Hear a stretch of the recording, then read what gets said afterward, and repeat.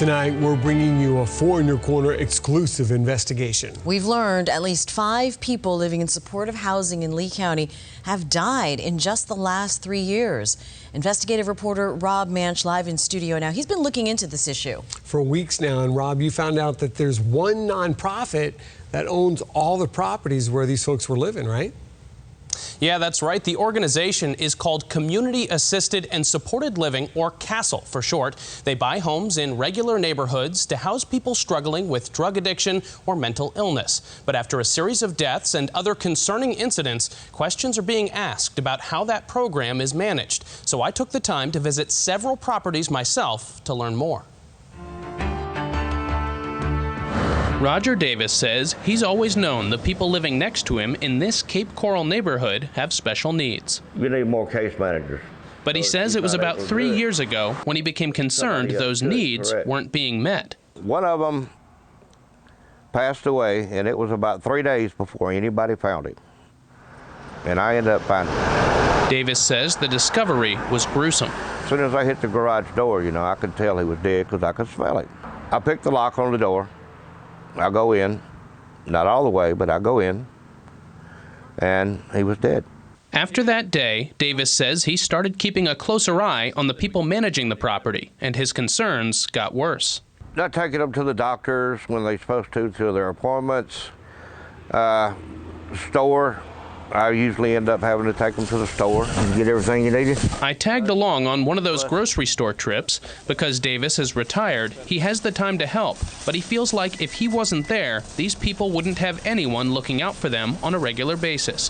One man who lives in CASL housing described the problem with his case manager. And she's supposed to take you to the appointments, and you give her notice so she can write it down in the book. But then she'll come back a week later, or sometimes the same, or a day before, telling you she can't do it. You gotta find your own way because she's busy. The people living in the house didn't want their faces shown on camera, but I wanted to hear more voices, so I took a trip across the Cape to another CASL property. That's where I met Larry Nealis. He's been renting from CASL for the past 4 years and has stories of his own. I came up from doing errands, and the police were here. And of course, I'm coming into my house, and I said, well, what's going on? And they weren't going to say anything. And I could tell that something happened bad. That something bad was his neighbor dying. According to police records, 2 people have died in the last 3 years at this house. That's in addition to numerous police calls. Nealis says most of those were for his roommate, who had mental issues. One time he went across the neighbors and was up on top of the roof of their car, jumping up and down. CASL's website says it offers supportive housing with dedicated case managers to make sure needs are met. I asked Nealis about his managers. But a lot of them were just one day, saw them, and the next day they were gone. They would quit that quickly.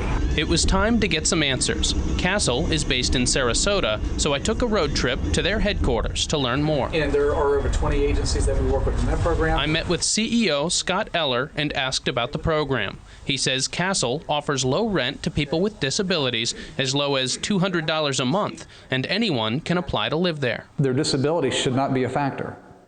What should be a factor is they want a place to live. And that's not just Eller's opinion, it's the law. I spoke with an attorney who explained how the Fair Housing Act works. It covers protects persons with physical disabilities. It protects persons with mental illnesses. It can protect persons with substance abuse issues. All of those are considered disabilities under the Fair Housing Act as well as under the ADA. And Eller says he's personally had that tested in court. We were in federal court with Sarasota County for 4 years, along with the United States Department of Justice, to advocate for people that are protected under the Federal Fair Housing Act. And fortunately, the project is still running. That means CASL can offer housing to these individuals, and it's not even required to notify the police. I checked, and the Fort Myers Police Department told me they had never heard of CASL. Eller says CASL does offer case management to tenants, but that's also not required. We can offer services, we can advocate for them to accept services, but it's up for them to actually say, yes, I will receive your services. For the people who do accept case management, Eller says his staff are there for them. They can spend about an hour and a half per week per individual. It would be no different than a senior citizen with home health, where a home health person comes out once or twice a week. And if a tenant causes serious issues, they can be evicted. That's what happened to Neelis's roommate after another incident. The police went and looked for him, and he had run off in his underwear and went up in a tree a couple of blocks from here. I checked with police, and it turns out Neelis isn't the only one dealing with regular police visits. In total, CASL owns 19 different properties in Lee County. And over the last 3 years, police have had to respond to those houses a total of 238 times. That's an average of more than 4 times per year per house. So at least at this time, you feel that everything that your case managers are doing is sufficient? Yes. In fact, Eller says he's so confident the program works, CASL is in the process of building a new 80-bed facility in Sarasota to house more people. And that construction is part of the nonprofit's plan to expand its operations rapidly. In addition to the building in Sarasota, it also plans to develop this land in Fort Myers into a 95-bed residential facility for people with mental illness, disabilities, or chronic homelessness issues. Back in Davis's neighborhood, he says he just hopes to see the people already in the program taken better care of. I mean, it seems like they just stick them over there. Here's a roof over your head. Fend for yourself.